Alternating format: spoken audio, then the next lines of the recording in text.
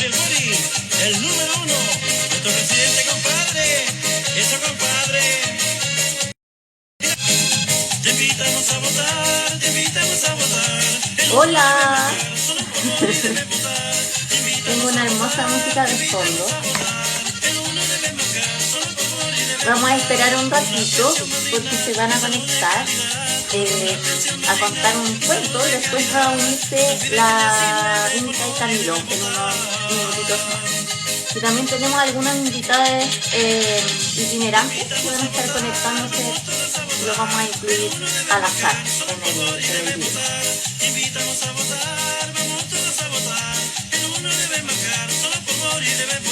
Si quieren hacer preguntas, la idea de hoy día es como poder revisar en profundidad el tema del programa de niños.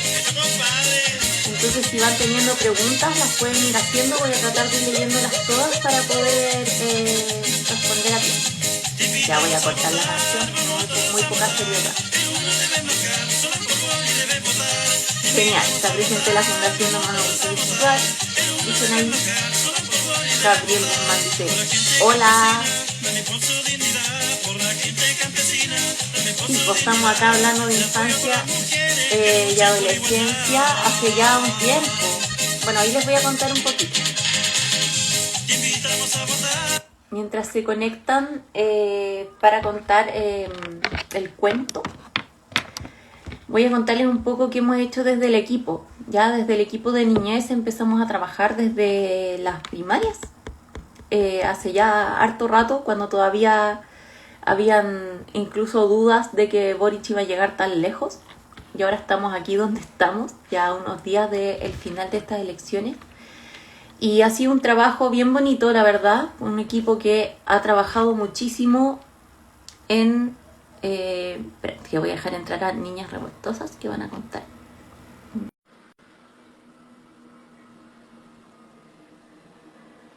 Ahí se habrán conectado.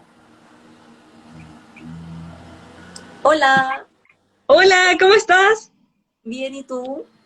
Muy bien, gracias. Continúa y luego yo me sumo, así no te preocupes. No, solamente contarles un poquito el trabajo que nosotros partimos, claro, haciendo una creación de programa más que nada en un grupo de expertos, porque al principio éramos muy poquitos en niñez, quienes estábamos trabajando en eso, y fuimos creando el programa y después se fue sumando naturalmente. Fue muy bonito el proceso de creación, porque aparecieron políticas de niñez también desde otros equipos que no trabajaban particularmente en la niñez. Entonces finalmente se demostró que el tema de la niñez y la adolescencia era transversal a todo el proceso del programa. Y bueno, pues ahora hemos hecho un montón de cosas. Estos días hicimos, de hecho, para que lo revisen en la página, un programa por región, como una bajada regional del programa, a cuáles son los problemas particulares que hay en cada lugar de Chile, que son distintos los que hay en Arica a los que hay en Magallanes, y eso lo sabemos bien. Entonces, Sí. también respecto a la niñez, tenemos todo eso revisado también. Bueno, bienvenida, Consuelo. Hola, querida. ¿Quieres presentar un poco tu espacio? ¿Cómo? Disculpa. No sé, ¿quieres presentar un poco tu espacio, lo que vamos a hacer hoy? Sí, bueno, saludar a todas, todos y todes quienes están en este cierre de campaña de Boric por la niñez. Nosotras estamos muy contentas de poder participar, somos Niñas Revoltosas, un proyecto de cuentos feministas, conscientes, situados en el territorio de Concepción. Somos de la región del Biobío, integrado por Natalie Martínez, ilustradora, y Consuelo Herrera, que soy yo, y escritora y cuenta cuentos también. Así que nada mejor, yo creo, que para poder hablar acerca de temáticas de niñez y sobre todo tratar la importancia de este tema que no es solamente, como tú bien mencionabas, un tema, como muchas veces se dice, sino que es un eje transversal para la transformación social. Y nuestros cuentos intentan aportar desde ahí, abordar ese tipo de cosas, así que estamos muy contentas, llevamos 4 años trabajando y no podíamos quedarnos ajenas de esto porque creemos que finalmente un mundo mejor tiene que construirse de la mano con una niñez libre y feliz. Así que eso es lo que nosotros queremos hacer con el cuento además que hicimos para Cala, que se llama Cala y la Esperanza. Ya, te escuchamos. Perfecto. Bueno, entonces voy a partir. Obviamente no me lo sé de memoria porque lo hicimos antes de ayer, así que tengo ahí mi... Pero se va a entender. Bueno, y primero saludarles nuevamente esperando que estén bien. Les digo que mi nombre también es Consuelo Herrera, yo voy a hacer la cuentacuentos el día de hoy y soy parte de Niñas Revoltosas. Les cuento que quisimos crear esta historia para poder disfrutar junto a quienes más queremos y así seguir soñando con un mundo mejor. ¿Te gustan los cuentos? ¿A ti te gustan los cuentos? Sí, me encantan. Perfecto, porque a mí también. Así que ahora vamos a comenzar. Esta historia se titula Cala y la esperanza. Cala es una niña común, como tú y como yo. De la mano de su mamá recorren todo el país, entregando alegría y amor en cada lugar que visitan. Ellas trabajan por un nuevo mañana, donde la ternura y la dulzura estén presentes en cada rincón y también por un lugar en el que nunca más exista una persona sin casa, comida, juegos en la plaza y besitos en la frente a la hora de dormir. Un país donde no exista ninguna niña sin lápices de colores para dibujar el mundo que le gustaría tener, lleno de árboles, ríos y animales que la acompañan en sus aventuras, y donde las mamás, papás y todas las amistades tengan mucho tiempo para jugar y disfrutar. Vaya que importante. Cala quizás no lo sabe, pero su corazón late lleno de esperanza. Y así fue, y así será, como abrazando a su mamá y escuchándola hablar, reír y soñar, llevaron a miles de niñas, niños y niñas a tener un país distinto, en donde algún día, estamos seguras, la ternura será nuestra bandera. Fin de la historia. Y colorín colorado, este cuento se ha acabado y pasó un zapatito roto, domingo, y muchos días más les vamos a contar otro. Y eso. ¿Escuchas bien? Te escucho súper bien. A mí parece que de repente se me queda pegar. No te preocupes. No sé si quieres decir algo más, comentar algo ¿Sí? más. Sí. Con Por más árboles, por una niñez libre y feliz, Gabriel Presidente y la niñez a su lado crearán un mundo mejor. Esperamos que les haya gustado este pequeño cuento. Un gran abrazo de parte de Niñas Revoltosas. ¡Vamos! ¡Arriba la niñez!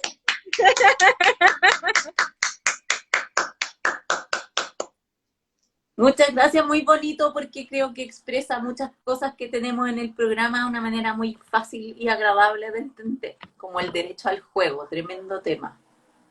Exacto, exacto, por un país donde todas, todos y todos podamos jugar, porque sabemos que hoy por hoy el tiempo no nos da.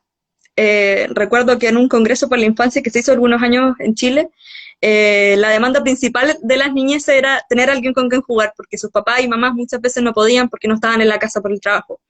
Entonces, cuando vi esa demanda y cómo se expresaba también dentro del programa, me pareció súper relevante y por eso la incorporé.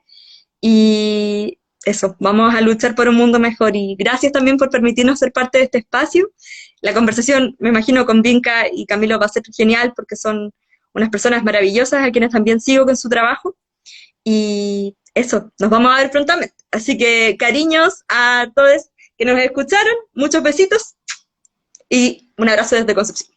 Ya, gracias por este aporte.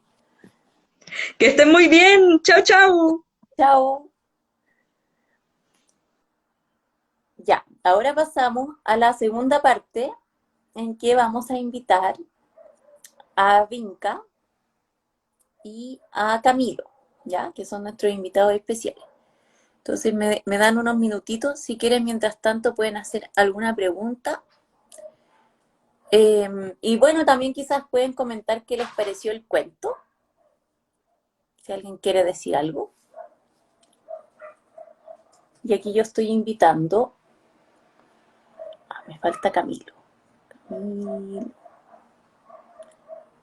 Ya, ahí están invitados, así que vamos a esperar a que se conecten. Ah, y se conectaron desde secundario. Vamos a conectar a secundario mientras tanto.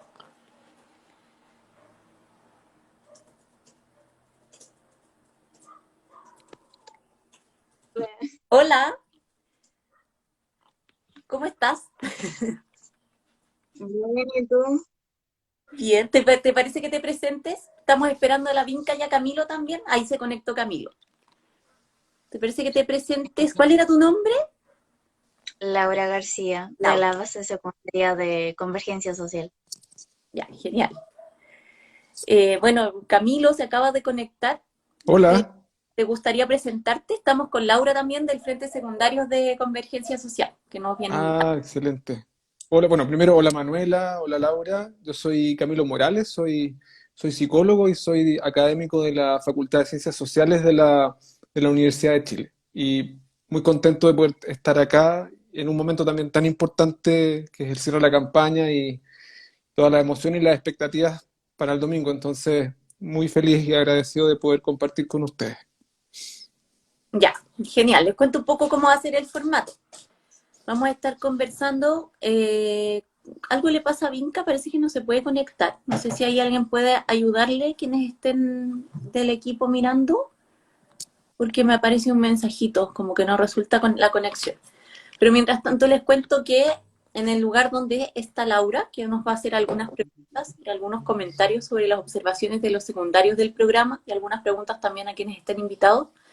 Después vamos a ir haciendo algunos cambios y si alguien más se quiere conectar para hacer preguntas, y obviamente la conversación central va a girar entre Camilo y Vinca. Yo les voy a hacer preguntas y obviamente voy a resolver todo lo que tenga que ver directamente con el programa. Así que bueno, no sé si quieres partir, Laura, mientras. No, todavía no. ¿No? ¿Quieres esperar eso? Sí. ¿O sobre sabes del programa? ¿O quieren que parta yo haciendo una pequeña introducción de lo que hemos avanzado, lo que estamos?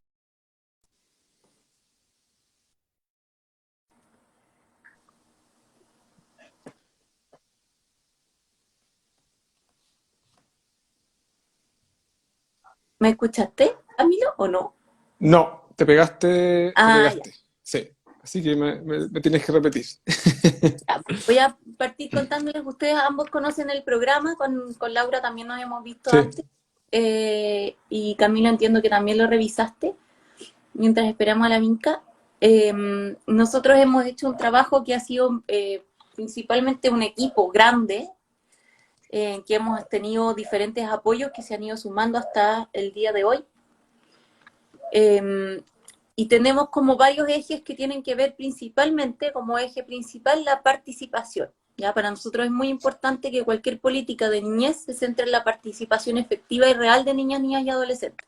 Es decir, como no proponer ideas o líneas programáticas. Espérate, ahí está la Vinca. Perdón.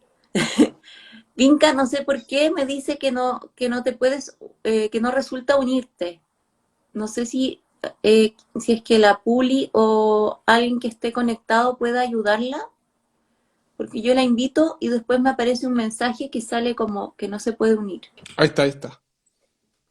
Ahí está, ya, Hola, Vinca. perfecto. Hola Camilo, hola Manuela. Hola. Te cuento que Hola. está con nosotros Aura, que es del Frente de Secundarios, que vino también. Ah, hola, hola Maura. Estaba en menesteres de alimentación. Perdón el minutillo de atraso. Bueno, estaba contando un poco cómo construimos el programa y cuáles eran sus ejes principales para que podamos ir opinando, que hablaba de que lo primero es participación, la participación efectiva, tanto en el ámbito más político como en las escuelas. Esa es la primera cosa, o sea, no podemos nosotros ser tan adultos de estarnos solamente en las leyes para la niñez o los derechos que tienen que ser respetados, sino que tenemos que escuchar directamente a niñas, niños y adolescentes a ver cuál es la opinión respecto a eso. En segundo lugar, tenemos lo que es la ley de garantías de la niñez, que es un tema que ha sido vetado mucho tiempo, pero que es demasiado importante porque nos permite, bueno, más financiamiento, nos permite hacer cruces que ahora no se pueden hacer, como prevención en niñez o relacionar niñez con medio ambiente, un montón de cosas que hasta el momento no se han podido hacer. Y tenemos todo el área de justicia, bueno, ahí hay varios temas, la responsabilidad penal adolescente, que nos parece un tema súper importante a revisar. Este gobierno, después del estallido social, puso mucha dureza en esas leyes, criminalizó mucho a los adolescentes, y ese es un tema que nos preocupa porque son también quienes empezaron estas luchas hace un tiempo para el estallido. Y también tenemos algunas observaciones respecto a cómo reemplazar Sename. Para eso también, como es un tema más complejo, subimos hoy día un videíto. Aquí tengo el dibujito, en que hacemos una explicación con dibujitos de cómo funciona, por qué queremos cambiar el Sename. Ya los invito a ver el video en las redes. Eso, les dejo la palabra a quienes quieran hacer comentarios sobre lo que estamos hablando hoy, lo que nos convoca hoy día. No sé, Inca, si quieres partir tú, como tú quieras. Yo le decía a la Manuela hace un rato, estoy nerviosa porque es tan importante todo lo que está pasando, les agradezco tanto también en esta invitación y les agradezco el programa. El Camilo se tiene que acordar porque llevamos hartos años en esto, cuando andábamos transmitiendo con ese hashtag sin niños no hay voto, porque no había ni programa siquiera en muchas candidaturas, ni de municipios, ni parlamentarias, ni de presidente, ni nada. No había programa de infancia. Y creo que el programa de Gabriel Boric, y esto también he leído o escuchado, debo confesar, por niños, que sé que el audiolibro está pensado para muchas personas y particularmente con capacidad de visión disminuida, etcétera, pero ha sido bien acogido también por niñas y niños. Y, y creo que es un gran programa y creo que se ajusta no solo como a los desafíos que Chile tiene por delante y profundiza cosas que ya estaban bien, como el Chile crece contigo, por ejemplo, y aspira a rectificar o hacer renacer cuestiones en las que ha habido mucho abandono y mucha ausencia, como el caso del sistema de protección, pero además se plantea ante el horizonte del futuro de otra manera, del futuro que es presente. Siempre decimos que los niños y niñas viven en un doble tiempo, lo que cuida hoy los está cuidando para mañana, lo que hoy día alienta su vida, la está alentando también a 5, 10, 15 años, quién sabe. Y, y nada, por eso también un poco los nervios, yo creo, porque yo vengo trabajando hace muchos años en temas de infancia, de trauma y por violencia sexual y sobre todo desde la ética del cuidado. Entonces, de verdad que leer el programa, ver el programa en general, pero específicamente la parte de la niñez es un motivo de gran emoción y de mucha esperanza. O sea, siento que si nos guían así como país, se nos guía Gabriel Boric como presidente y todas las personas que están trabajando con él, de verdad que hay motivo para esperanza, no es optimismo crónico nomás, es una esperanza como bien fundamentada, así es que eso nomás, dale Camilo, tú. Mientras a mí se me pasan los nervios, y estoy como así, ¡ah! Estamos igual en todo caso. Yo creo que estamos todos bien nerviosos, ¿verdad? Tuve que cerrar acá para que no se me colaran, así, porque como bien calladita con la actividad que tienes ahora, no, una clase, no, ¿qué? No, un live, ¿de qué? De esto, no, como es horario de grandes. Sí, oye, muy en la sintonía de lo que plantea Vinca, yo creo que hay una cuestión que me parece que es fundamental, digamos, y que creo que queda muy bien expresada en el programa, y que finalmente lo que nos estamos jugando el domingo es, en definitiva, la posibilidad de poder trabajar en torno a un proyecto político que recoge, en el caso de la niñez, una cuestión que me parece que es bien esencial, ¿no? y que creo que se desprende muy bien a propósito de los ejes que tú planteabas, Manuela, y que tiene que ver con poder situar el lugar de la niñez en la sociedad, más allá de un rol histórico, digamos, que ha tenido la niñez en nuestro país, que es un lugar de exclusión, de invisibilización, de silencio, de pasividad, digamos, en torno a distintos procesos sociales, políticos, culturales, económicos, respecto del cual suponemos que los niños, las niñas son meros espectadores. Y cuando se trabaja precisamente en un proyecto, ¿no?, que define como uno de sus ejes, por ejemplo, la participación, lo que finalmente instala, ¿no?, esa perspectiva es el instalar, ¿no?, una idea que me parece que es fundamental, que es que niñas y niños son actores sociales, ¿ah? Y a propósito, digamos, del cuento, ¿no?, que nos compartía previamente Consuelo, creo que la invitación que hace este programa y la invitación que hace Gabriel Boric es precisamente a incluir a niñas y niños en una discusión en torno al país que queremos, un país distinto, ¿verdad? Y que ha sido una cosa que se ha venido instalando progresivamente desde los movimientos sociales, secundarios, y en los últimos 2, 3 años, digamos, a propósito también de todas las problemáticas en torno a la protección, el estallido social, la pandemia, etcétera.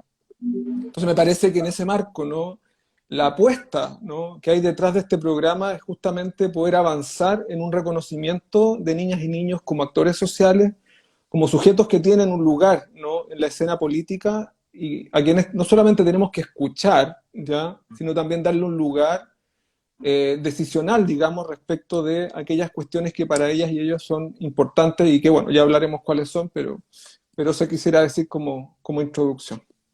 Ya, no sé, Laura, si ahora quieres decir algo, comentar algo. Yo creo que algo que compartimos todo el tema de la participación, porque es muy importante ahora que se viendo nuevos cambios, después que hoy día se murió aquella señora, es un cambio total, como desde la muerte de alguien eh, que nos dejó aquí estancados, tanto adultos como también jóvenes, y durante muchas generaciones.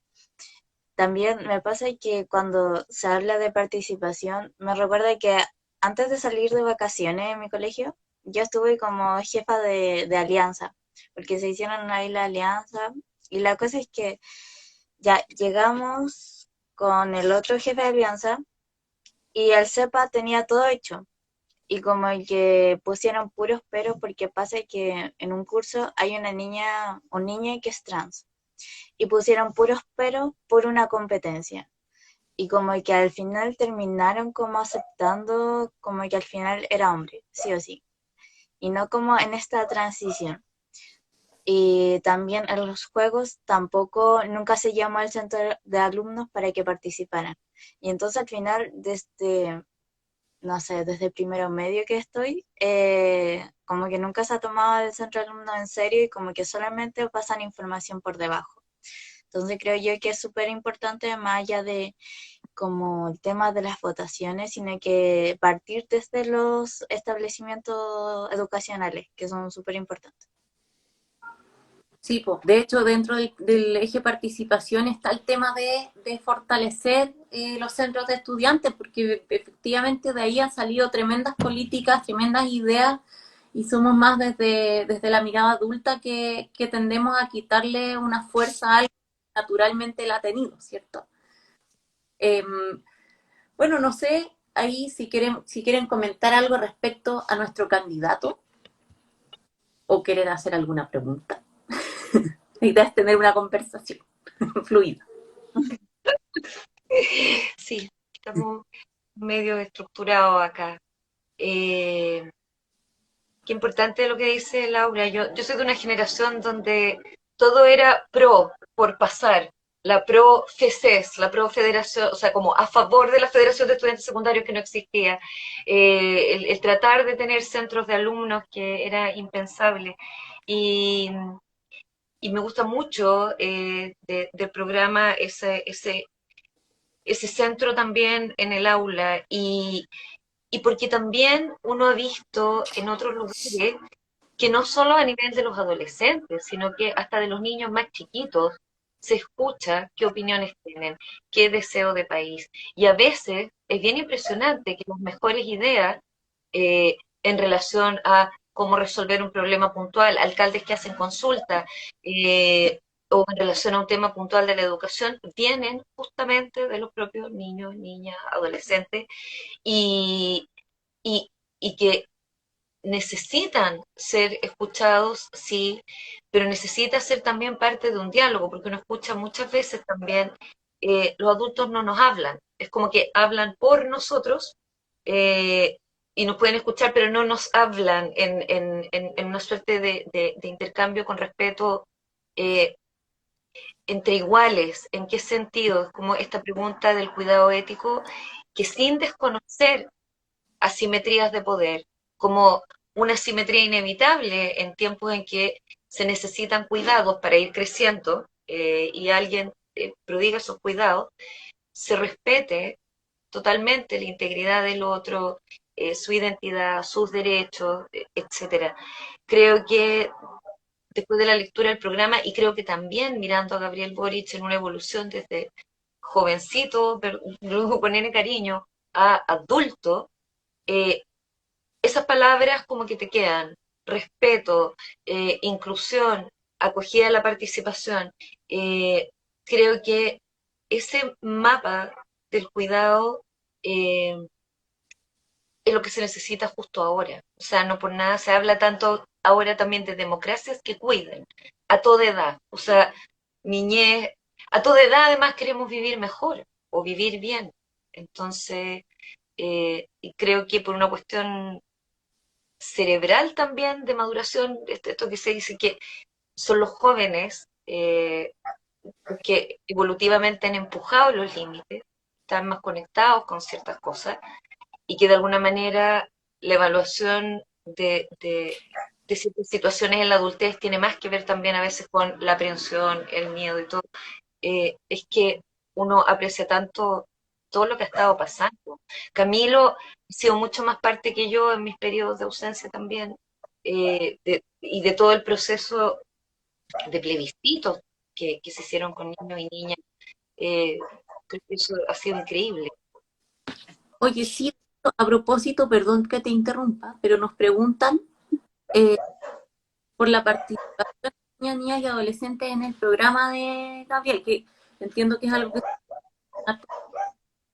Y sí, efectivamente nosotros las primarias hicimos una consulta a niños, niñas y adolescentes y además hicimos encuentros con candidatos que en ese tiempo tenían más agenda para ver este espacio.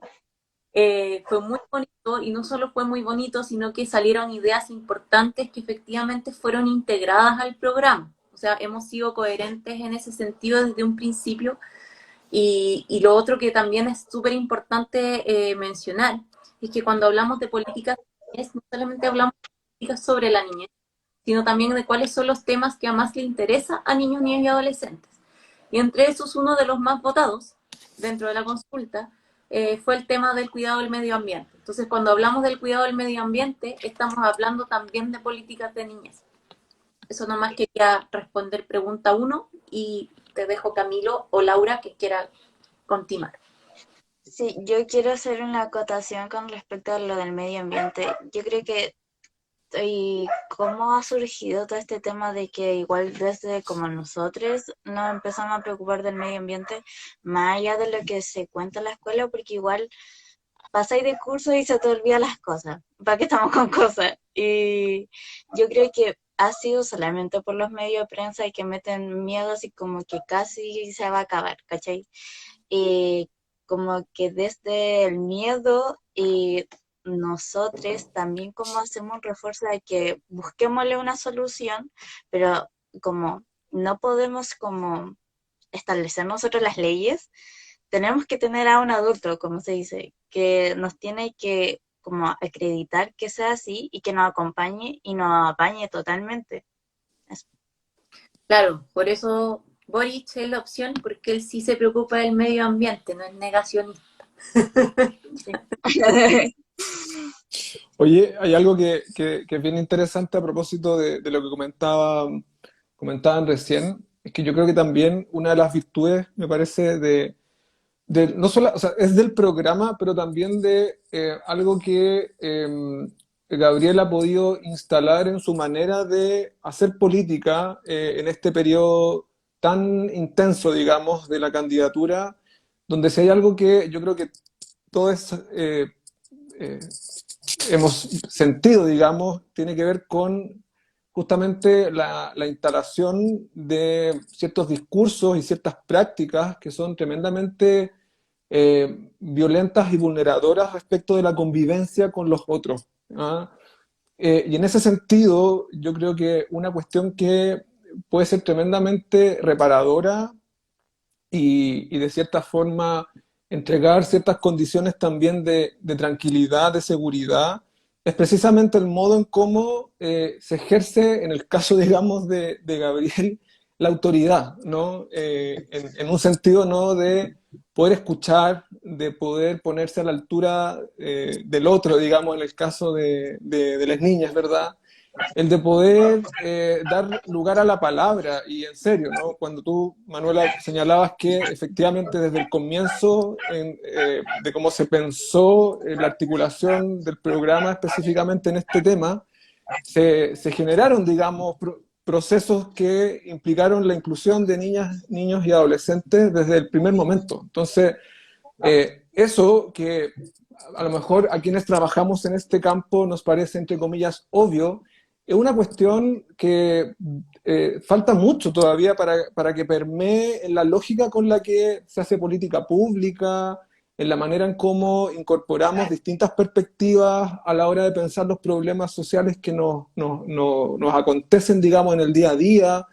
Minka mencionaba la experiencia de cabildos, de asamblea, que justamente también nos muestran, nos entregan evidencia de que hay una necesidad de parte del mundo de la niñez y de la adolescencia de poder hablar, de poder compartir, de poder expresarse, de poder hacerse entender, de poder encontrar resonancia con otros respecto de las distintas preocupaciones que tienen, que es el medio ambiente, que es la salud mental, que es los temas vinculados a la educación sexual, que es la preocupación específica por el Sename, que algo que a mí me llamó mucho la atención revisando varios cabildos que hemos estado haciendo, que eso aparece como una temática también como súper transversal, entre otras cosas, y que finalmente te hablan de los insertos y los insertas que están en la cotidianidad, digamos, y que por lo tanto es importante que tengan estos espacios de reconocimiento. Tipo, muy de acuerdo con muchas cosas que mencionaste. No sé si quieres hacer una pregunta como para poder responderla con más. O no sé si quieres preguntas, eh, que es que después te tienes que ir, no hay problema, pero para resolver eso.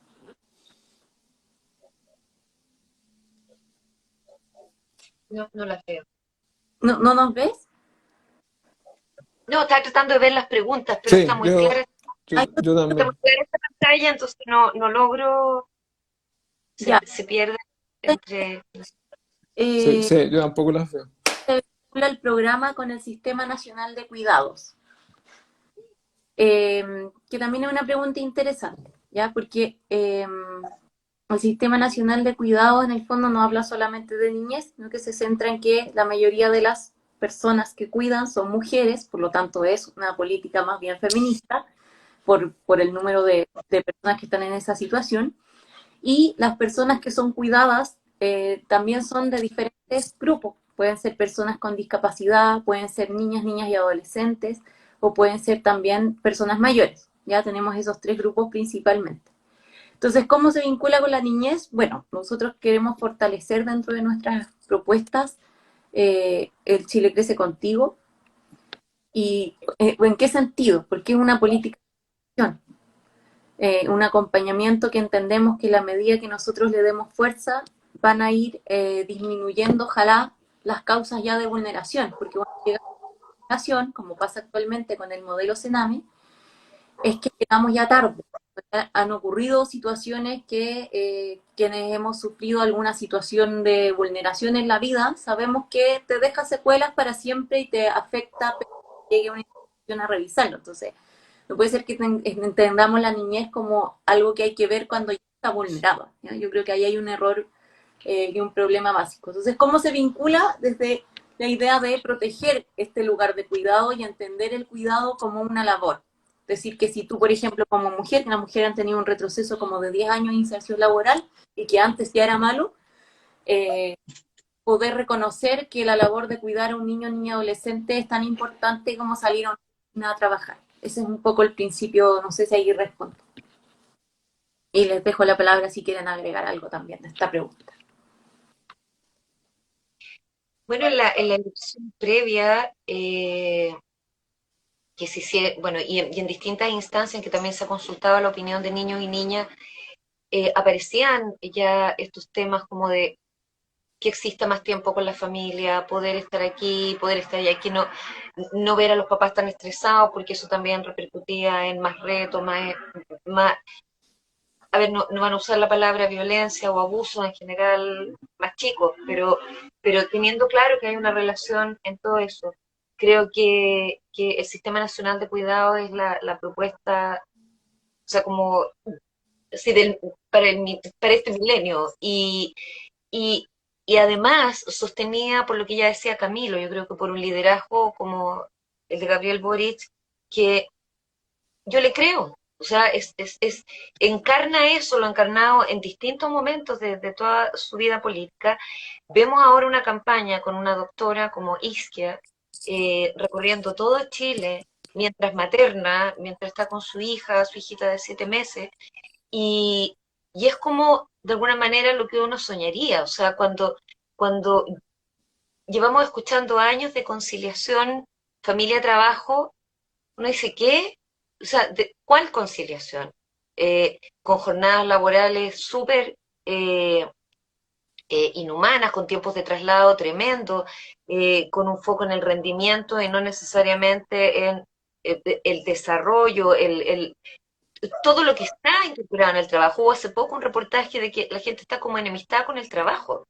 O sea, esa parte como creativa del ser humano por el tipo de exigencia y donde algo tan importante, no solo como el derecho a ser cuidado si lo necesitas, sino que el derecho a cuidar de otro.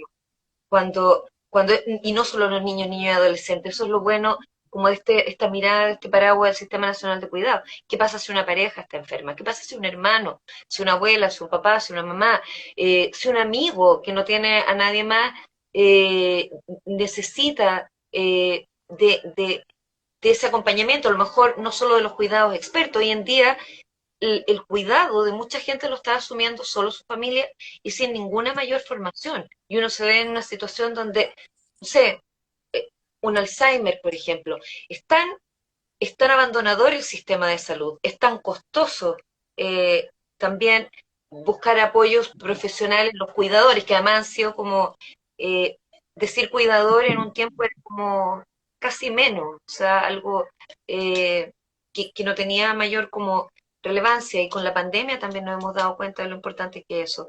Y relevar eso y contar con una mirada de Estado en eso, me parece una maravilla. Y me parece realmente, cuando nos hablan de progreso y uno escucha esa palabra, de la machaca, ya, progreso, pero eso es progreso. Bien, el cultivo de nuestra humanidad es progreso, no es puro edificio. O sea, no estoy contra los edificios, o sea, estoy a favor de una vivienda desde la razón y desde el cuidado humano también, pero es como lo que decía Camilo, cómo volver a darle sentido a otras palabras. Dependencia, una palabra que ha sido súper vapuleada, despreciada, o sea, como ser dependiente, entre que neutro, como porque dependientes, ¿cuántos tienen? Y ser dependiente como algo negativo. A ver, todos podemos depender en distintos momentos, y no de manera recíproca, o sea, como, sí, la interdependencia, entonces nos reciprocamos y yo hoy por ti, mañana por mí. No, a veces no es mañana por ti. A veces hay personas que necesitan cuidado 24/7. Y ahí se va a una pregunta, que eso es lo maravilloso y como guau de todo esto, que, que es bien importante y que yo creo que surgió harto en la pandemia. ¿Son todas las vidas igual de bienvenidas? Como si hablamos de humanidad, o desde otro lugar, son todas las vidas, cualquier vida, igual de llorables o duelables, como decía Judith Butler, que una traducción medio rara es duelable, pero a ver, todas y sí, po. ¿Quién es quién para determinar esto sí, esto no? O sea, es bien descabellado si uno lo piensa, más allá de todo nombre de partido, de ideología política, como que se decida en favor de ciertas vidas sí o en favor de ciertas vidas no. O que decisiones que tienen que ver con la vida, la salud, el ambiente, etcétera, se, se le dejen al mercado. ¿Por qué va a decidir? O sea, como en la lógica elemental, si yo me quiebro una pata, voy al doctor, o sea, una pierna, voy al doctor.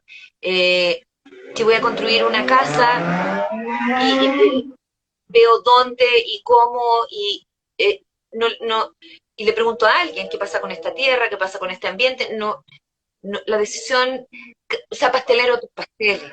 Y por mucho tiempo, decisiones que tienen que ver con la vida humana y nuestro bienestar y nuestros momentos de fragilidad, eh, se toman en base a otros números o a otros criterios. Entonces, ¿cuán descabellado es eso? Por eso que uno dice, más allá de todo, votar para cuidar.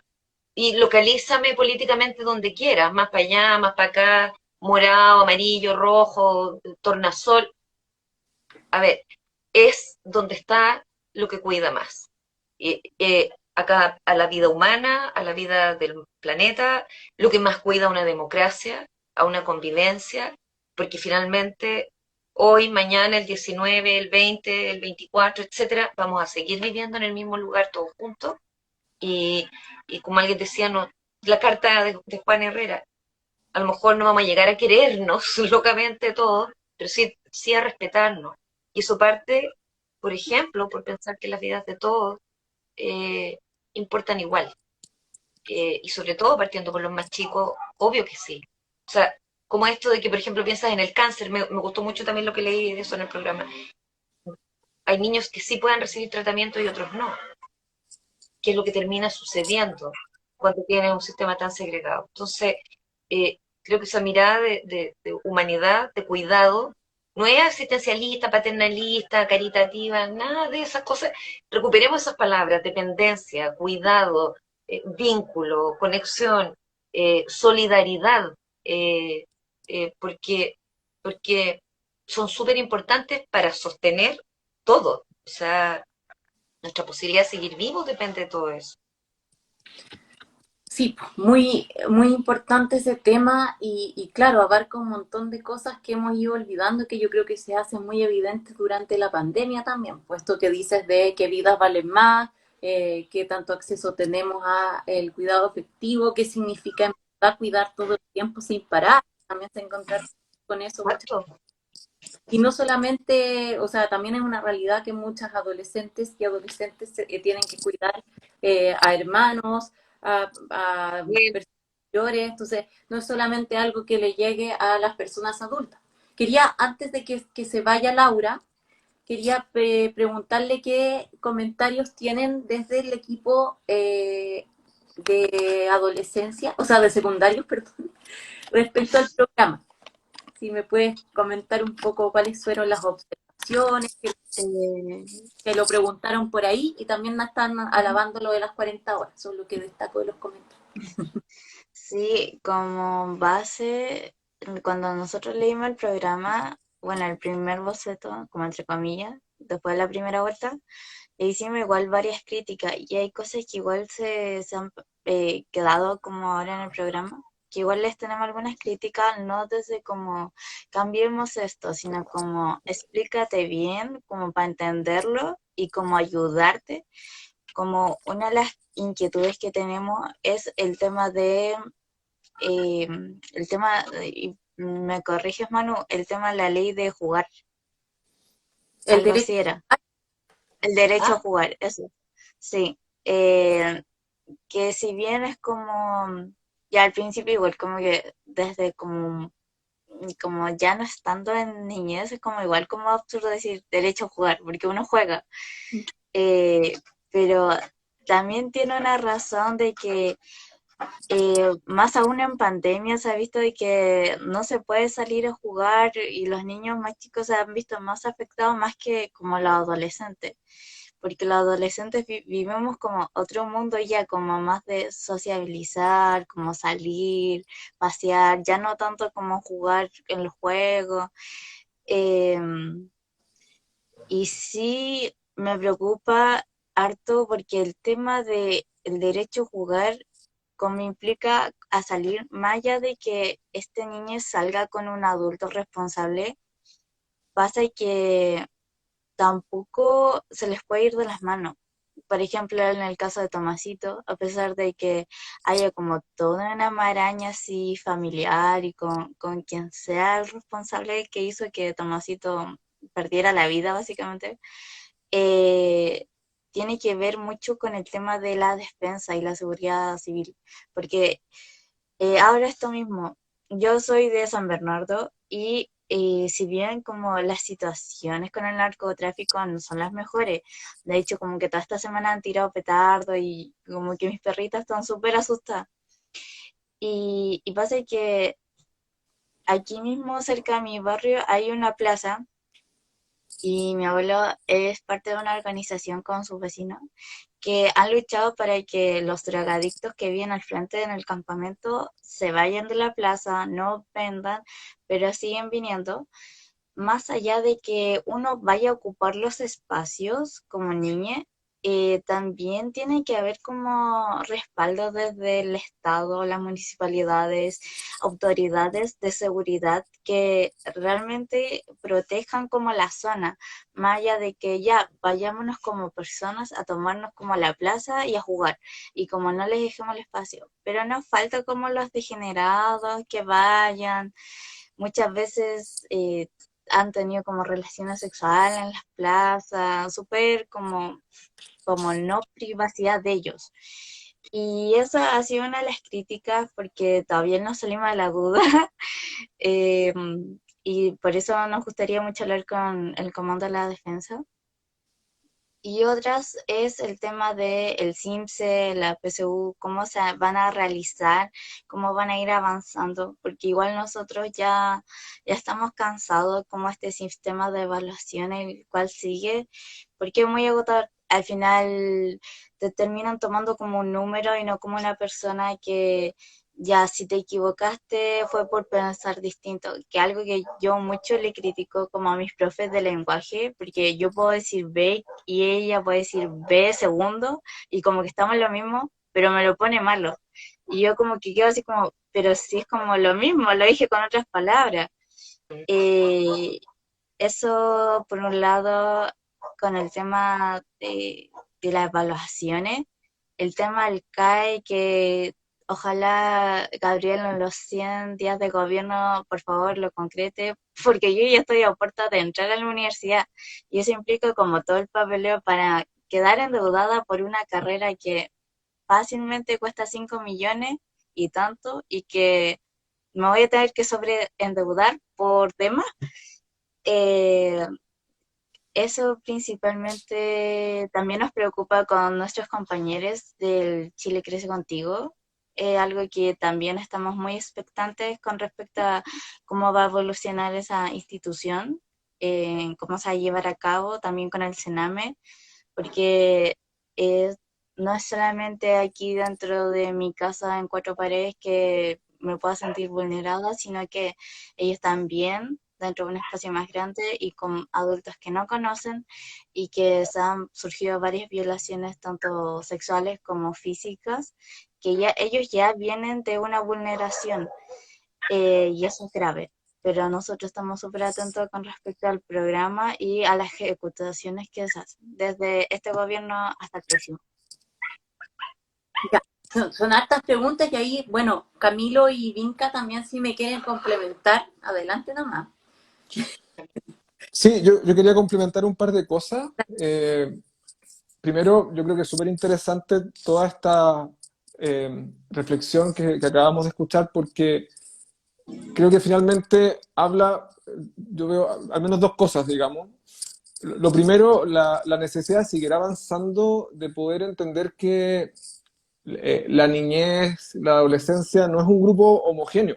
¿Ah? De repente, claro, tenemos como un imaginario de cierta manera de pensar que es un niño y que es un adolescente, y en eso se nos va una serie de cuestiones interseccionales, de una heterogeneidad que es tremendamente compleja y es dinámica además, porque también cambia también en función de los procesos sociales, históricos, políticos, etcétera. Entonces, ahí nos planteas un desafío que yo creo que es súper importante a propósito, por ejemplo, esto del juego, que claro, es algo que le puede hacer sentido, digamos, a un cierto grupo de niñas, digamos, pero a otro grupo etario no. ¿Ah? Y ahí hay que pensar qué incluye, qué excluye en estas cosas, ¿no? Y lo segundo, a propósito del tema de la seguridad pensada, y que me hizo recordar que fue algo que personalmente me sorprendió mucho revisando también unas experiencias de cabildos que hicimos hace poquito en Ñuñoa, que una cuestión también súper transversal, el hecho de no sentirse seguro en el espacio público, de que no exista como una confianza en una institucionalidad que proteja las calles, las plazas, digamos. Hay una pregunta en torno a la seguridad de parte de niñas y adolescentes que también hay que poder escuchar, y cómo eso requiere también de una mirada mucho más inter y transdisciplinaria. ¿Ah? Yo creo que uno de los problemas también para poder pensar con mayor apertura las demandas y necesidades del mundo de la niñez y la adolescencia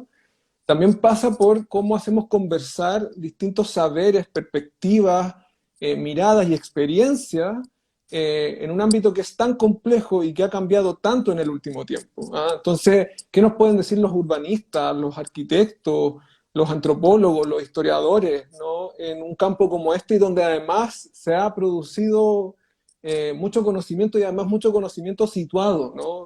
Desde las voces de los propios actores. Y eso yo creo que es algo importante, que lamentablemente la política pública en esta materia, que ha estado dominada también por ciertas perspectivas, ¿no?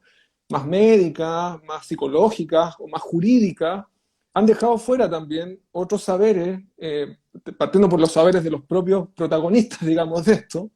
Y eso también no permite pensar creativamente en nuevas perspectivas, ¿no? Y ahí el tema del Sename, por supuesto, que es un ámbito que yo creo que va a ser uno de los primeros grandes desafíos que va a tener que asumir el gobierno de Gabriel Boric. Porque justamente, creo yo, es una institución que representa muy bien aquel paradigma que ha configurado una perspectiva neoliberal y deshumanizada respecto de lo que esperamos en torno al cuidado y la protección de los niños, niñas y familias, ¿no?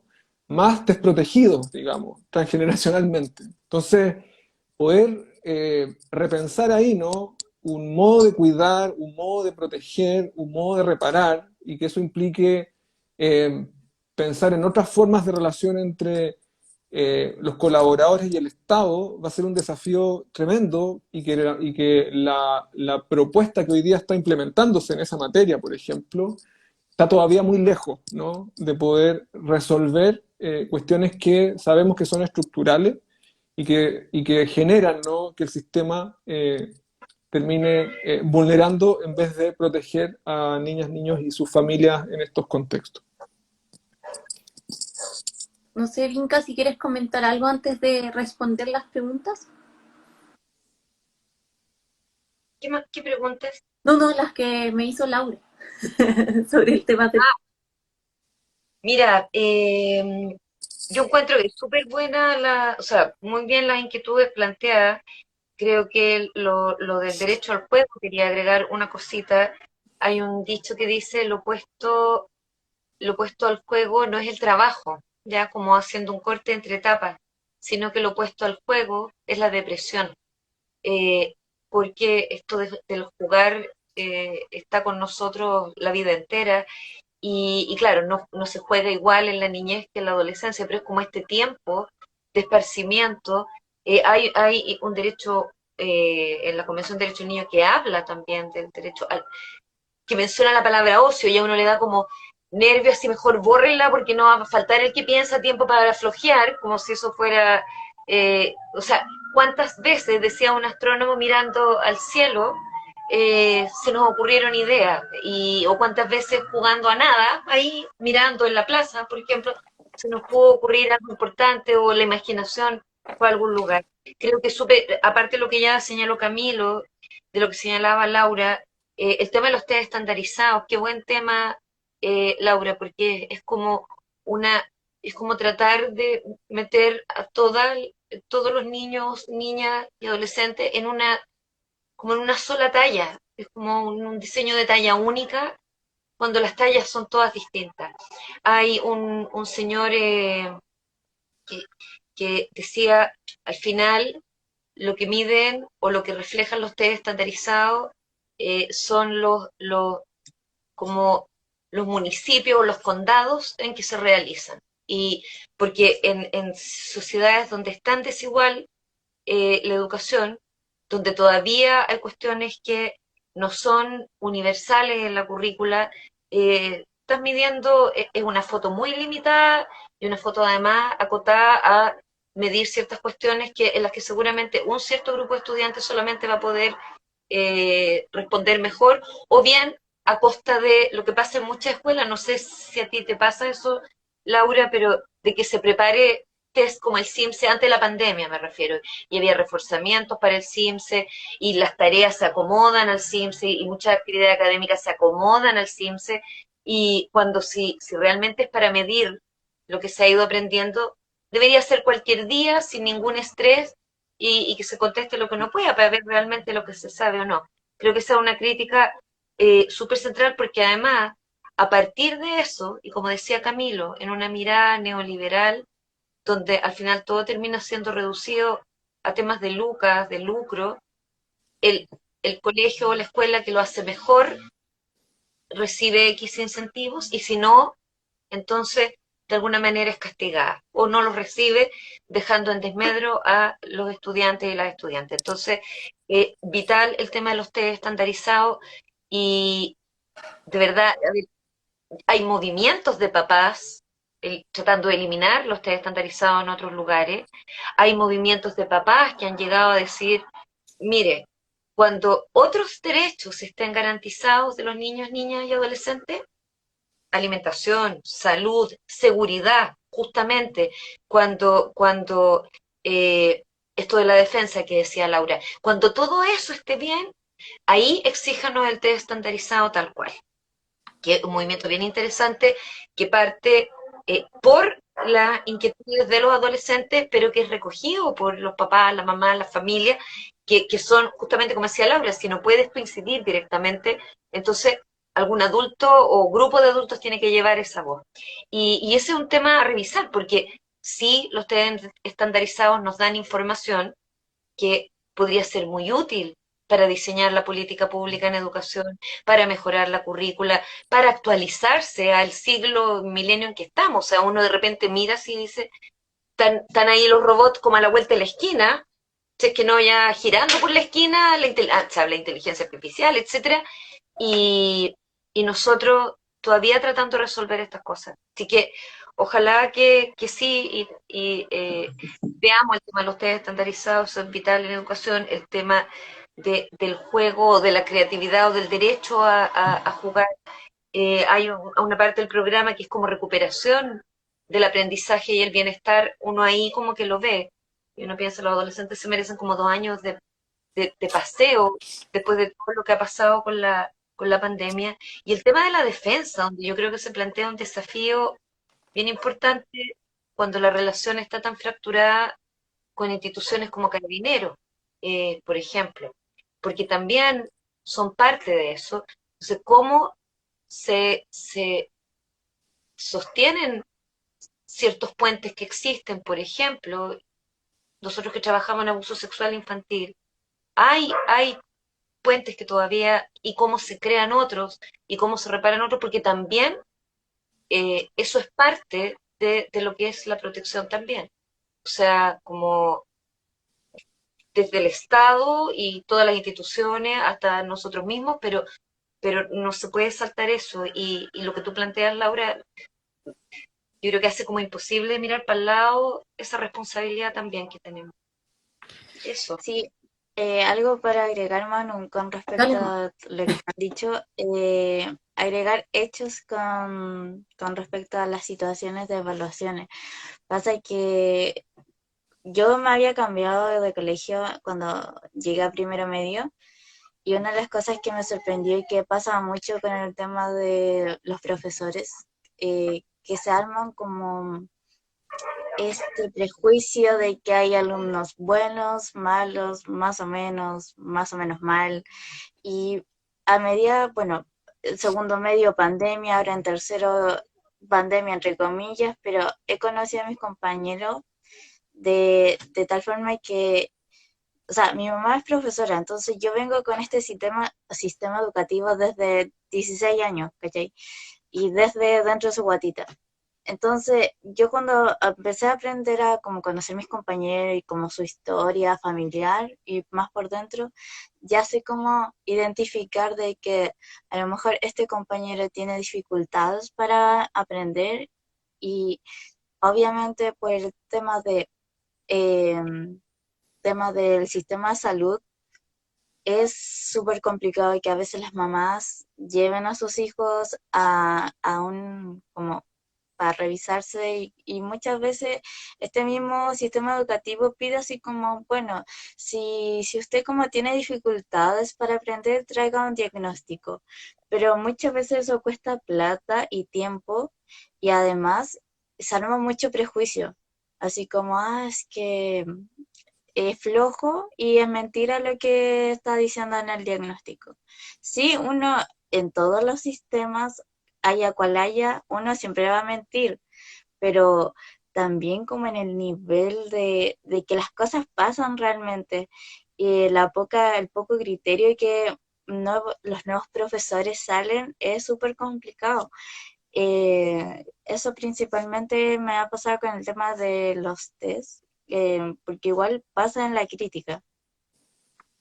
Sí, bueno, los temas que han comentado son súper importantes. Me quiero quedar igual con algo que dijiste bien al principio de la primera pregunta, Laura, que tiene que ver con el lenguaje, que yo creo que ha sido una lucha personal, pero que también hemos tenido harto en la niñez, pero que no pasa solo en niñez, que los programas o en general las políticas están escritas y habladas en un idioma incomprensible para mucha gente.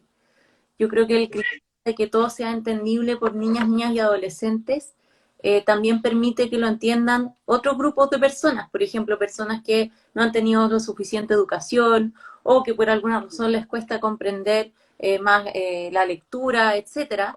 Pues yo creo que estamos súper acostumbrados, especialmente los adultos, como a hacer que entendemos las cosas y muchas veces ni siquiera nosotros estamos entendiendo lo que tenemos escrito en nuestro programa. Entonces, creo que esa es una valentía que tiene la adolescencia de poder decir como, oye, esto no se está entendiendo bien o esto podría aclararse, pero que en verdad también le pasa a la adultez, porque de repente como que repite nomás las cosas, pero tampoco las Sí, está. Entonces creo que ese es un tema súper importante porque ahí podemos llegar a más espacios desde lo político. De respecto a... igual, Manu, el mismo prejuicio hacia las escuelas de lenguaje, también se hace una discriminación ahí en la escuela de lenguaje cuando los niños salen de la escuela y se cambian al sistema normal, o lo mismo el sistema Montessori, que también es difícil para los cabros.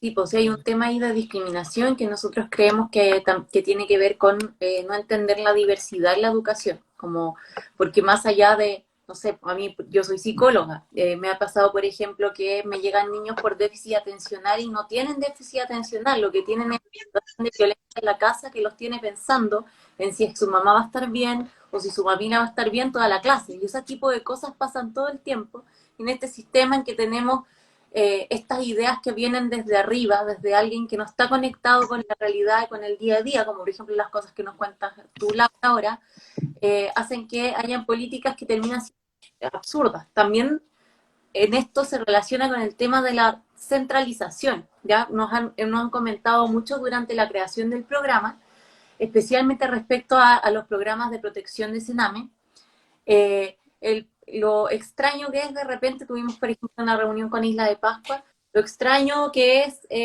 aplicar los alineamientos de los programas en regiones donde no están, por ejemplo, los lugares para derivar o todas las personas son familiares, entonces cuando tú pegas una medida cautelar, en verdad no hay dónde esconderse, como todo empieza a parecer como extraño en otras comunas.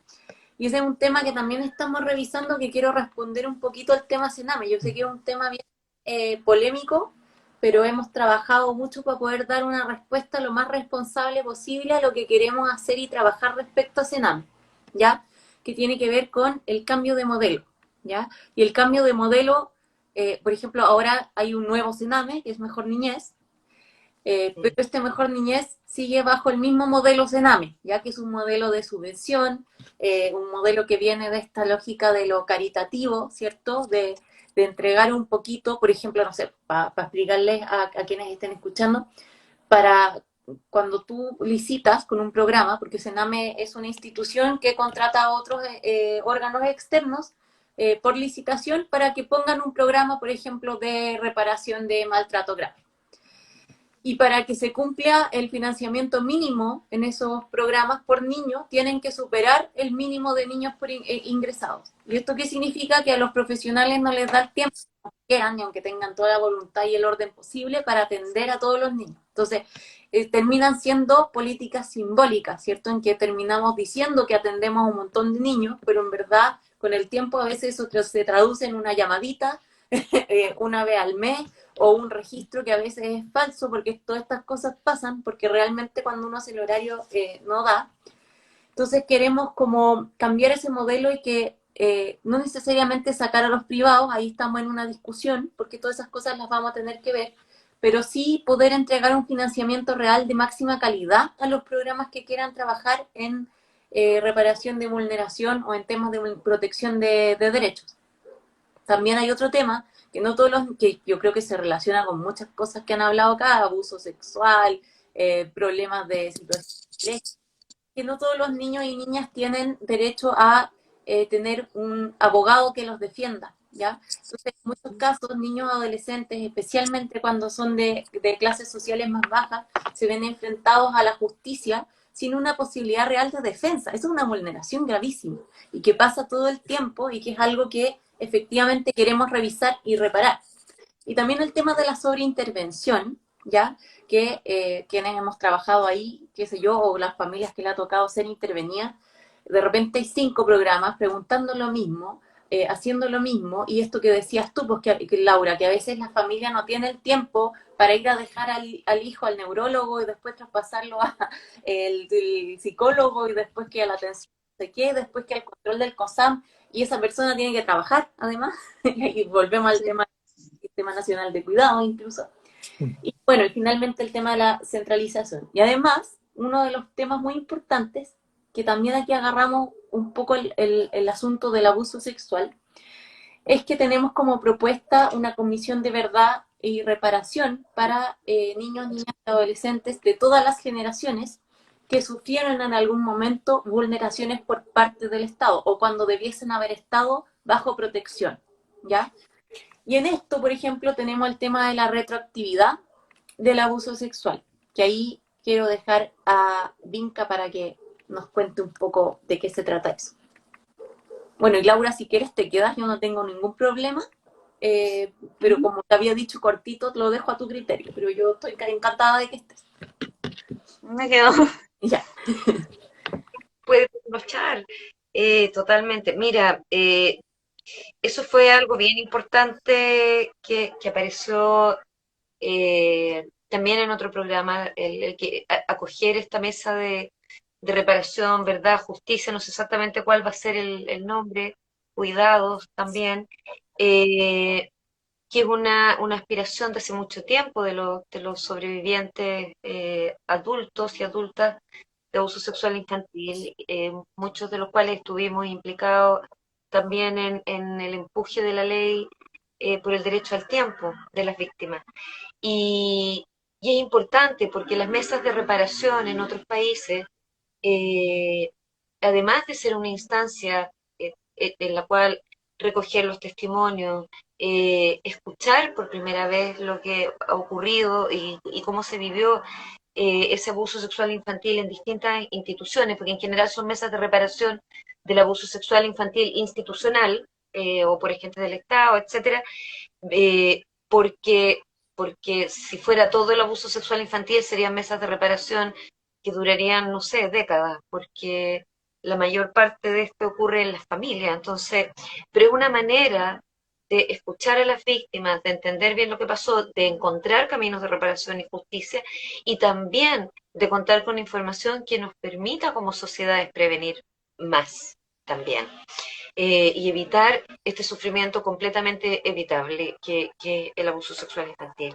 Y el tema de la retroactividad, que es un tema que bueno, ahí es donde se engranan todas las cosas, porque durante los 12 años que estuvimos viendo el tema de prescriptibilidad, que ya era un imposible, nos decían, eh, más imposible resultó cuando empezamos a hablar de retroactividad. Porque eso sí que ya era como más o menos que destruir el país o el Estado de Derecho, etcétera. No sé, Y perdón, yo sé que está escuchando harta gente que sabe de niñez, igual que sería bueno que explicáramos un poco la retroactividad y la impresión. eso iba a explicar. Lo que pasa es que la ley, de alguna manera, señala que, a ver, este delito donde las víctimas ni siquiera se comprenden como víctimas porque no tienen la madurez eh, para hacer esa comprensión, ni del delito como tal, ni del perpetrador como tal, que por procesos de maduración incompleta no están en condiciones sencillamente. El abuso sexual infantil también se define como un asesinato psíquico, a ver, por todas las consecuencias del trauma, el impacto a lo largo de todo el ciclo vital, etcétera, etcétera, no debe prescribir. ¿Ya? Eso significa que, porque antes de la ley, y quiero contar a partir de cuánto, antes de la ley uno tenía un plazo desde los 18 años de edad de entre 5 a 10 años para denunciar el abuso sexual infantil. Y en realidad los casos de 10 años eran los menos, así ya, pero ultra explotación, vulneración, o sea, ya máxima, más o menos que todas las categorías juntas, incesto, violación, explotación sexual, porque en general la mayoría era de 5. Entonces, ¿qué es lo que dice la ley? Que a partir del 19 de julio de 2019 no hay límite de tiempo para hacer la denuncia, ya no hay prescripción. Algo que había pedido las Naciones Unidas, la Convención de Derechos del Niño, algo en lo que estaban avanzando otros países, los propios juristas o abogados, qué sé yo, también encontrando la justificación de esto. Entonces la pregunta nuestra fue, si ya hay consenso y es claro que este delito no debe prescribir, ¿ya?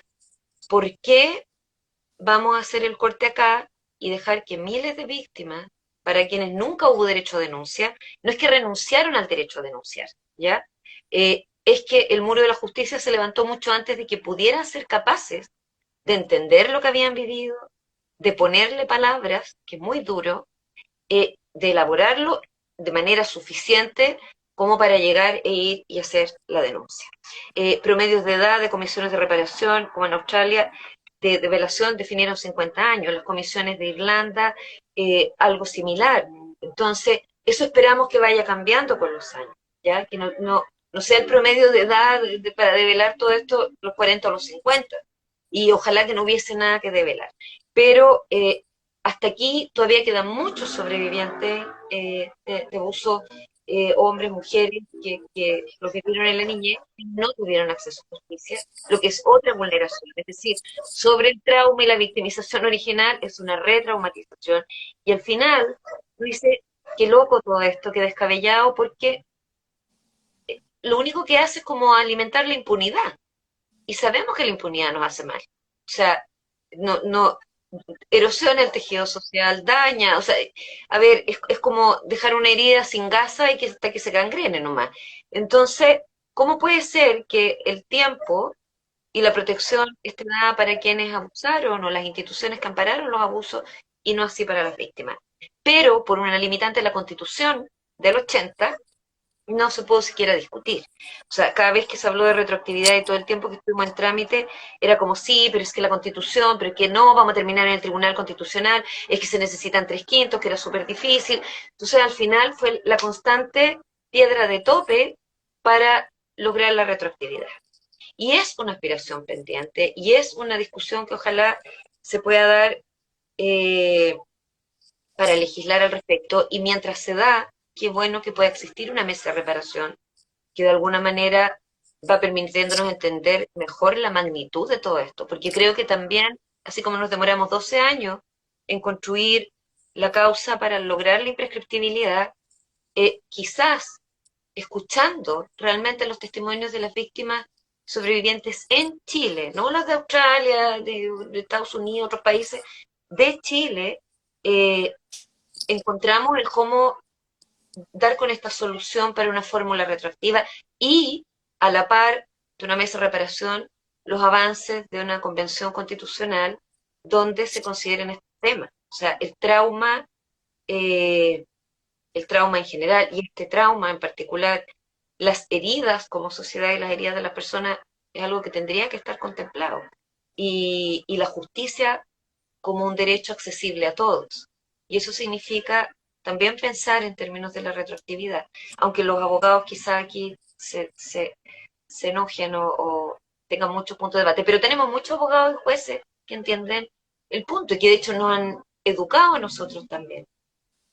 No sé si Camil quiere agregar algo a eso, porque el tema del acceso a la justicia es algo crítico del cuidado, es inseparable el cuidado. No, no, particularmente sobre esto es tu campo, Vinca, y tú eres aquí la experta. Quizás sí me gustaría a lo mejor agregar, si es que se puede, Manu, Total. algunos aportes al tema Sename, que yo creo que tú planteabas varias cosas ahí que me parece que son súper importantes y solamente como eh, hacer algunos aportes a una cuestión tan compleja. Yo creo que todo lo que tú describías a propósito del sistema de financiamiento para quien nos escucha es muy importante porque cuando se define, y un poco sobre la base de la focalización y la subsidiariedad, digamos, que es un poco el corazón, digamos, de cómo funciona este sistema en términos de cómo está pensado el financiamiento, que es un pago por niño atendido, y ese pago por niño atendido se relaciona con un tipo de vulneración, así se pensó en los 80 esto, que que está, digamos, amarrado a la ley 20.032, que es la ley de subvenciones, y que, curiosamente, ¿no? Se cambia, entre comillas, el modelo, que propone nuevos enfoques, nuevas orientaciones, digamos, nuevas formas de vigilancia y control a las instituciones colaboradoras, etcétera, pero no toca el sistema de financiamiento. Y eso es muy importante porque este sistema de financiamiento es lo que genera, en definitiva, la precarización de las intervenciones, ¿no? De, como tú describías, ¿no? Equipos que tienen que dedicar mucho tiempo a cuestiones de carácter administrativo, que tienen que cuando vienen las licitaciones tienen que destinar horas de atención a poder presentar, digamos, los elementos que les permitan darle continuidad al programa, porque si no se quedan todos sin trabajo, digamos, cuando son instituciones pequeñas. Y una serie de un conjunto de malas prácticas que finalmente erosiona la posibilidad de construir vínculos que sabemos que es el centro de la posibilidad de hacer un trabajo reparatorio. Entonces, eso es una primera cuestión que es importante como subrayar, de cómo esta lógica de financiamiento precariza las posibilidades de hacer una intervención que realmente cuide, proteja y repare. Y lo segundo, y que yo creo que es lo más complejo, ¿no? A propósito de toda esta discusión de la relación entre el Estado y los privados, es que yo invitaría a tratar de tener una lectura sobre esa relación más compleja. ¿En qué sentido? En que, de cierta manera, me parece que en algún punto no es tan evidente esta separación entre lo público y lo privado en el caso del Sename, ¿ah? Y no es tan evidente porque históricamente la atención de la niñez, llámesele abandonada, llámesele desvalida, llámesele actualmente, porque son puros como desplazamientos, ¿no? Niños vulnerados en sus derechos, ha sido una cuestión que ha sido del terreno del mundo privado, ¿no? A través de las congregaciones religiosas, de los filántropos, etcétera, digamos, y que progresivamente el Estado ha buscado tener más control, digamos, en términos administrativos.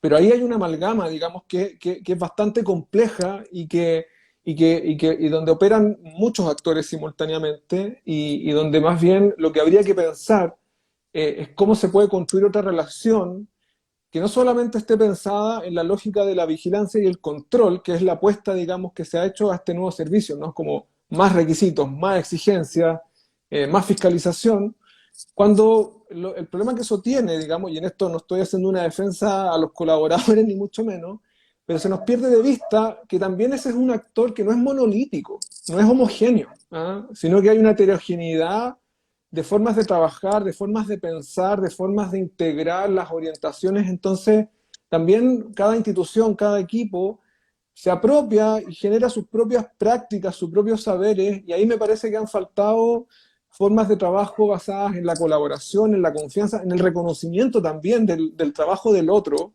que estimulen justamente a generar un trabajo colaborativo que se requiere, digamos, y no simplemente retomar estas formas de un Estado que opera solamente desde una perspectiva de la vigilancia y el control, que finalmente vuelve mucho más eh, oscura, ¿no? La posibilidad de saber cómo se está trabajando en esta diversidad bueno, hay una base, son 800 hoy día los colaboradores, no sé cuántos están vigentes, digamos, pero para que nos hagamos una dimensión de la cantidad de instituciones que están vinculadas. Y eso quería como decir a propósito del Sename y de su complejidad para quienes nos están escuchando. Sí, pues estamos súper de acuerdo y en verdad, si es que nos va bien el domingo, si ganamos, vamos a tener... ¿Cuánto? ¿Cuándo? Vamos a tener que sentarnos a discutir en detalle muchas de las medidas a propósito también de las preguntas que había hecho Laura. O sea, hay varias cosas que aún no tienen respuesta clara, que también creo que hay que ser transparentes en eso. Ahí tenemos que pasarlas a la tierra, ver cómo efectivamente las vamos a ir resolviendo. Y uno de esos temas que venimos pensando hace mucho tiempo con el equipo tiene que ver justamente con Sename y muy en la línea de lo que planteas, y, o sea, por tiempo esto da como, hablar del cambio de modelo Sename daría como para un solo live, porque son millones de cosas, pero claro, están relacionados también con otros temas. Y también me pareció interesante lo que decía Vinca respecto a el reconocimiento de el tema del abuso sexual, que siempre ha sido complejo, porque efectivamente hay muchos casos intrafamiliares o de persona conocida, entonces es difícil generar como políticas públicas como en contra de la familia, en contra del núcleo de confianza. Hay algo ahí que es súper complejo y súper contradictorio, entonces hacer un reconocimiento, por lo menos a la niñez vulnerada bajo protección del Estado, sea haya sido antes, o sea que ya sean adultos, o sea actualmente, también es una forma de reconocer que existe este tema del abuso sexual y que es una situación muy grave. O sea, yo también soy psicóloga, trabajo en reparación, y efectivamente uno se da cuenta de el nivel de daño que puede provocar, que es mucho mayor del que imaginamos. No es un tiempo, no es un ratito normal, no es algo que se te pase, es algo que te acompaña toda la vida como un dolor muy fuerte. Estamos ya como ahora, entonces quería... Yo necesito solo agregar algo. Dale. Es que a propósito de las nuevas generaciones y de Gabriel Boric, el tema de la imprescriptibilidad, si demoró 12 años, no es solo porque quedó atorado en un escritorio del Congreso, es porque era algo difícil de explicar y de convencer, que necesitaba el ensamblaje y la alianza y la colaboración entre todos quienes trabajábamos con niñez y que teníamos claro todo la necesidad y la justicia. Creo que ahí fue clave la nueva generación. Por eso que es como votemos confiados. O sea, las primeras personas, cuando yo hablé de imprescriptibilidad el año 2007, que dijeron sí, fueron estudiantes en ese momento, que hoy son abogados, que hoy son ya adultos, entre ellos Gabriel Boric antes de ser diputado, luego siendo diputado, que dijeron sí, sí, y tú le decías, pero esto de que el Estado de Derecho y todo lo que uno escuchaba, que era como así, no de ninguna manera, no, porque, y te daban la argumentación que yo sería incapaz de reproducirla ahora, y era como, y se abría esta ventana de esperanza y terminó siendo posible. Sí, se demoró, ojalá se hubiera demorado menos de 12 años, harto menos, y habríamos también ayudado a que muchos niños y niñas y adolescentes antes pudieran haber comenzado a tener real derecho de justicia y acceso a la justicia en nuestra muralla. Pero fueron las nuevas generaciones y un senador, que hay que decirlo, Patricio Walker, siempre estuvo en los temas de infancia desde que partió la democracia, que se atrevió, incluso ante el reproche de otros abogados y todo, y otro grupo de senadores, a decir esto hay que hacerlo. Es un hito histórico. Nosotros yo creo que no dimensionamos lo que hizo Chile en esto, todos y todas juntos, todas las regiones, todas las personas, o sea, realmente es algo que nadie podría decir nuestro triunfo solito, sino que nuestro de todos. Y eso está ahí y no ocurrió hace tanto tiempo. Entonces, esa energía Sí. podemos retomarla siempre. Y aparte yo pues, solamente para agregar algo, escuchándote, que creo que el abuso sexual también es algo que se invisibiliza para muchos lados, no solamente por el grupo en que quizás en una infancia con mayor pobreza, qué sé yo, hay menos acceso a la denuncia, pero también en los sectores más acomodados hay una tendencia a ocultar Sí, las situaciones de total, vulnerabilidad. Eh, sí. quería Y ahora las de maltrato físico también, compartir. porque desde que se convirtió en ley, eh, entonces también se vuelve otra área de, entre comillas, secreto, porque si se cuenta, le va a pasar algo a la mamá, le va a pasar algo al papá, a la tía, al abuelo. Entonces es bien complejo eh, cómo se dan esos silenciamientos y no más silenciamiento. Sí, también quiero confirmar que Gabriel Boric es una persona a la que le ha importado el tema de la niñez y de la salud mental y de la niñez y salud mental en su conjunto desde siempre, desde el principio. O sea, no es algo que esté hablando ahora porque es candidato, sino que es algo que siempre ha sido fundamental para él. Así que también es muy coherente, creo yo, Mm, para todos que nos estamos apoyando en las políticas de niñez, estar apoyándola justamente en esto, porque sé que es algo que él como persona siempre va a poner primero. Les quería dejar a cada uno una palabra de cierre, si les parece, para que puedan expresar algo que no pudieron expresar o mandar algún mensaje a los votantes. Partimos por Laura. Ya. Eh, no solamente creo que los abusos sexuales se invisibilizan, sino que el abuso psicológico también, y más aún en la justicia. Yo soy un caso de bullying, cuando yo estaba en octavo soy caso de bullying por una parte de una profesora. Se hizo toda una demanda. Yo tuve que salir de mi colegio porque mi victimario no iba a salir. De hecho, como que se murieron un año para echarla. Pasamos todo un tema con mi mamá porque además, bueno, sí quería agregarle como socialmente, ella es madre soltera con una hija, ¿cachai? Eh, entonces es súper difícil como dar esta pelea porque una como que no te creen, tanto en abusos sexuales como psicológicos no te creen. Tú pensáis que tus padres te van a acompañar, a mí no me acompañaron, yo también, uno por protegerse también se hace a un lado, pero también te dejan mucho de lado porque le creen a la otra parte porque como que siguen sus instintos. Em, Eso principalmente con el tema de los abusos. Creo que algo que también en justicia se tiene que ver, más aún en un próximo gobierno de izquierda, que es más fácil hablar y aquí es como un mensaje para los votantes. Para mí, como yo todavía no puedo votar, qué mal.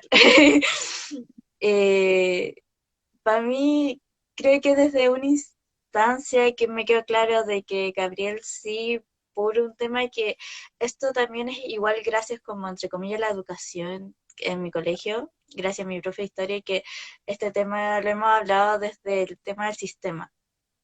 El sistema hoy en día no es humanizador. Y Gabriel, para mí, los cambios que quiere hacer sí son humanizadores, más allá de lo que haya es conversar, hablar y tratar de llegar a un acuerdo. Para mí, el otro candidato es seguir donde estamos y ser una piedra de tope, no llegar a ningún consenso si no te sentaste a la mesa con él a desayunar. Eso principalmente, y este domingo Gabriel Boric, próximo presidente. Muchas gracias. Muy valiente por contar también la experiencia del bullying, que da también para un tremendo tema, está súper naturalizado, como hay gente que haga bullying, bueno, y en verdad es algo que puede generar trauma y un sufrimiento muy importante. Así que muchas gracias por tener la valentía también de contarlo acá. Y les dejo la palabra a Camilo Vinca, quien quiera, para hacer el cierre. Tomando lo que decía Laura, de esto de humanizar, ¿no? Yo creo que si hay algo que define este programa es eso, que es un programa que humaniza en un momento donde estamos en un cambio de ciclo político, que en el caso particular de la niñez, yo creo que nos tiene que invitar a reconocer que niñas, niños, niñas y adolescentes son actores sociales que tienen un valor propio, ¿ah? Ya no es posible pensar a las infancias, a las juventudes, solamente en el campo de su relación a la escuela, a la familia, como un actor secundario. O sea, eso no es posible. Y el otro proyecto, digamos, el proyecto de la ultraderecha, es retroceder en ese reconocimiento de actores sociales, que en ningún caso, y esto me parece que es muy relevante, es oponer a los niños contra los adultos, a la infancia contra la familia, sino más bien retomar una cuestión que está en el centro del programa, que es el cuidado entendido como una cuestión que se juega en lo intergeneracional, en la relación con el otro, ¿ah? De mutua dependencia, como decía Vinca. Y ahí es donde me parece que nos jugamos la posibilidad de avanzar precisamente en un proyecto de democracia que integre a la niñez como un sujeto social, político e histórico. Así que a votar el domingo. Muchas gracias, Camilo. Adelante, Vinca. Yo no tengo nada que agregar. Sí. No, después de escuchar a Laura y a Camilo, votar para cuidar. Yo nunca he visto separar a la niñez ni a la juventud de la ciudadanía, de la polis, de la vida en democracia. Y creo que esto es una tremenda oportunidad de que eso no se demore otros 10 o 15 años más. Creo en ir hacia adelante y no en retroceder. Quiero un presidente que tenga la sensibilidad frente al cuidado, la inteligencia frente al cuidado, la humildad también y la disposición a convocar, unir, armar redes de colaboración para sostener eso. Y creo que esa persona es Gabriel Boric. Y me da mucha alegría a mis 54 años ver que esta posibilidad se abre para Chile. Eh, Así es que eso, invitar a todo el mundo a votar para cuidar o pensando también en el cuidado y,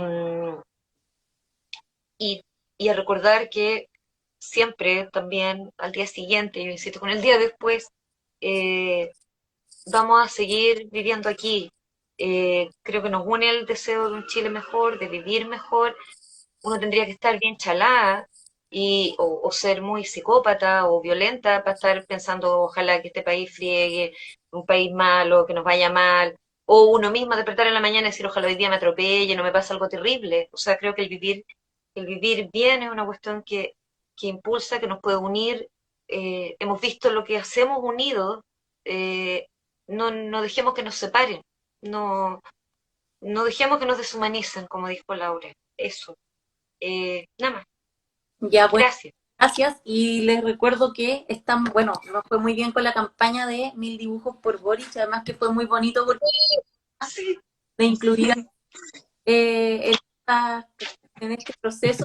No fue tan fácil hacer conversatorios, pero llegaron millones de dibujos que también expresan cosas, ¿cierto? Yo creo que es bien que se exprese, que haya agarrado tanto el tema del árbol y los animales, especialmente en la niñez, porque es el Chile que van a vivir más ellos que nosotros, pues, al final. Así que efectivamente hay algo ahí que no les podemos dejar un medio ambiente destruido a quienes están viviendo, bueno, como dices tú, su presente, pero también van a vivir más futuro del que vamos a alcanzar nosotros.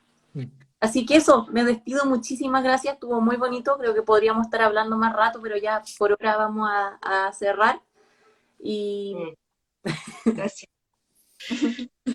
Muchas gracias. Hasta el domingo. Chao, chao. Chao.